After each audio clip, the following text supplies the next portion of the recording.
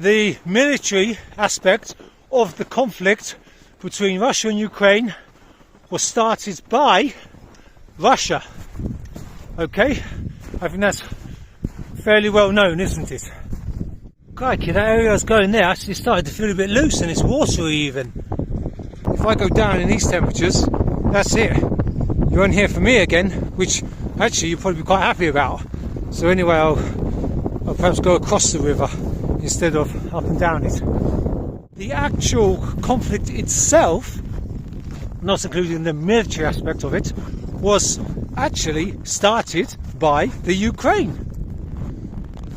Now, the reason you probably don't know that is because that information will obviously have been withheld from you by the Western governments, because they realise the taxpayer would not be so happy about huge amounts of his hard-earned money going to support the Ukraine if he or she knew that actually it was the Ukraine that started it.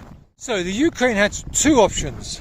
Okay, only two options, and they were to either embark on a good relationship with their bigger, stronger neighbour, i.e. the smarter option, or the second option, which is clearly the least smart option, that's proved, and that would be to decide to have a bad relationship with their neighbour, which inevitably would lead to conflict.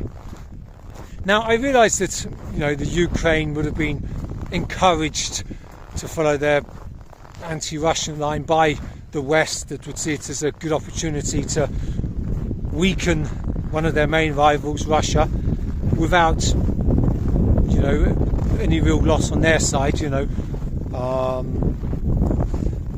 Obviously it's poor Ukrainians that take the hit, and I guess that the naivety of the Ukrainians is one of the reasons why we find ourselves in this situation. Regrettably for the Ukraine, a nationalistic element took charge, if you like, and as we know through history, nationalism's never a good thing and only leads to problems. Of course, you may well say that the Ukraine has a right to choose which road it wants to go down, and you know what, I wouldn't disagree with you on that at all. But at the same time, I guess, as much as we all might not like to, I guess we have to live in the real world, don't we? And we have to face international realities. Crikey, if you've seen some of my videos, you'll know that I dislike the way of the world as much as anyone. These big countries, whether it's Russia or the United States or China, they do have their spheres of influence, and they are expected to be adhered to. Now, unfortunately for the Ukraine, whether they like it or not, they are definitely well within Russia's sphere of influence. It goes without saying that any infringement to Russia's sphere of influence or any of the other big boys is not really going to be tolerated, especially if there's outside influences involved. And of course, the Ukraine knew they'd have the backing of the West, and in a way that's the problem, because I guess if the Ukraine didn't have the backing of the West, then this conflict would have been over in a month, whereas now, because of the support of the West, it's sort of dragged on for 2 years and could well drag on for goodness knows how many more years. Let's not forget that in the early 1960s there was almost a World War III over the Soviets interfering in the United States sphere of influence with the Cuban Missile Crisis. Essentially, Ukraine starting the dispute is a fact which can be proved by the fact that there is a conflict going on. Neighbours on good terms with each other don't fight each other, do they? And obviously Russia wouldn't have invaded a country that it was having good relations with. So it takes two to tango, and it's not actually in Russia's best interest to have a bad relation with their neighbours, obviously. I should probably just say at this point, because it's so rare for a Westerner to be saying anything that isn't pro-Ukrainian or anti-Russian, then you might infer from that incorrectly that for some reason, you know, what I'm saying is anti-Ukrainian, or I've got a grudge against Ukraine, where that's not the case at all. On the contrary, I like the Ukraine very much. I've got a soft spot for Ukraine. I made my first visit there 20 years ago and have been there numerous times since, including a few years ago when I did a big trip around every region and pretty much every city of the country for 2.5 months. So I know the country very well and I like the country very much. So it's absolutely nothing against the Ukraine. I'm basically just saying things how they are and basically just calling a spade and presenting you with information you might not get in your usual media sources. Anyway, that's my credentials, and you know, I was only telling you that in case you think I've just arrived in the region and I know nothing. I've been living, working, travelling, studying in this region for the past 20 years, so you know, I'm as clued up as anyone, I guess. No more so, but no less so either. If you want to get involved with the comments, then that's absolutely great. Please feel free to do so. If you write in a normal, intelligent manner, it will be clear from that you're also quite clued up on the matter. If you just write things like, "Oh, you don't know what you're talking about, you muppet," well then obviously feel free to add your credentials so that I know I'm communicating with an expert. Obviously I'm not expecting you guys to agree with me on most of the things, and that's fine. You know, everyone's got different views and different opinions. And yeah, I haven't got a problem with that if you think different to me, which you probably do. Now, crucially, how can we prevent a future such conflict from taking place?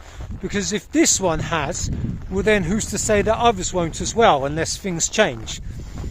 Well, I think the first thing that needs to be done is that both Russia and the West both need to start trying a lot harder to get on better with one another, don't they?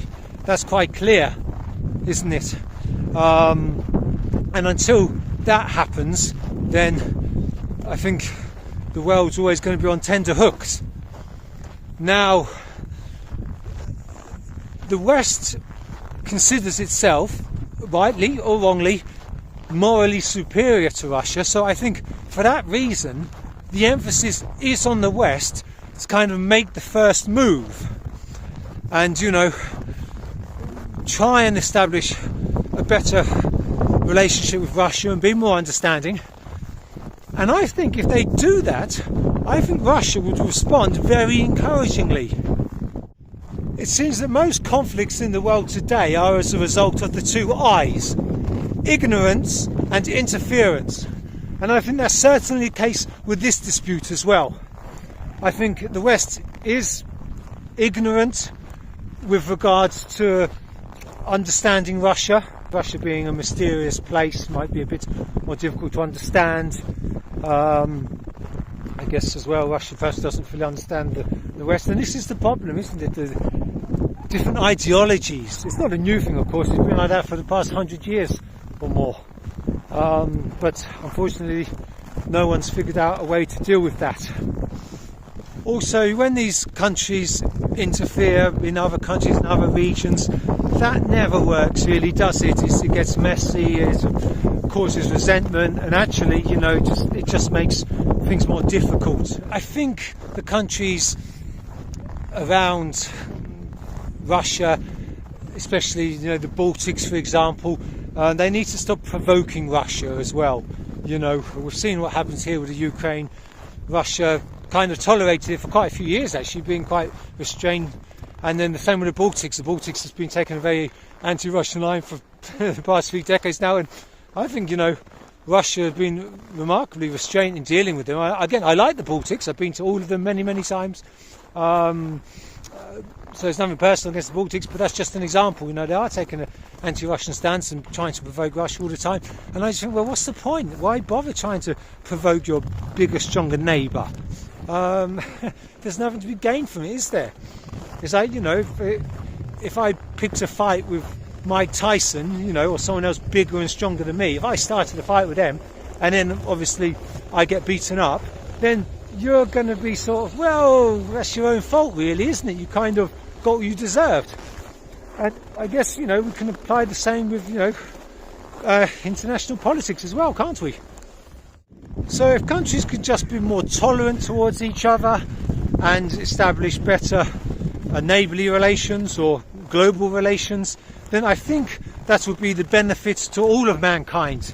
And I think that's something that all countries need to look to do, because, you know, why have conflict if you can live without conflict? It's simple, isn't it?